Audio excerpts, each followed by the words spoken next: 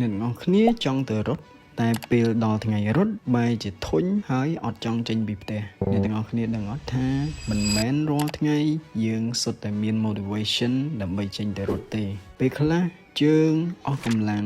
អាកាសធាតុមិនល្អ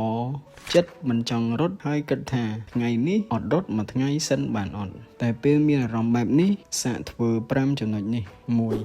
ដូរផ្លូវរត់កុំរត់ផ្លូវដដែលរាល់ថ្ងៃរកកន្លែងថ្មី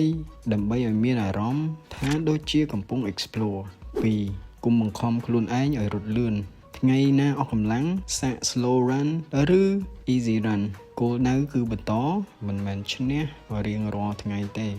3ស្ដាប់ music ឬក៏ podcast ធ្វើឲ្យការរត់ក្លាយជាពេលដែលយើងអាច relax និងរៀនអ្វីៗថ្មី4រត់ជាមួយមិត្តភ័ក្តិពេលមានអ្នករត់ជាមួយគ្នាការរត់មិនសូវមានអារម្មណ៍ថាឯកាហើយការសន្ទនាអាចធ្វើឲ្យ 5K ហាក់ដូចជាខ្លីជាងមុន5សម្រាកប្រសិនបើរាងកាយត្រូវការសម្រាកមិនមែនមានន័យថាយើងខ្សោយទេ recovery ក៏ជាផ្នែកមួយនៃការហ្វឹកហាត់ដែរទាំងអស់គ្នាទៅចាំថាអ្នកទាំងអស់គ្នាមិនចាំបាច់ត្រូវការ motivation រាល់ថ្ងៃទេពេលខ្លះ discipline គឺគ្រាន់តែពាក់ស្បែកជើង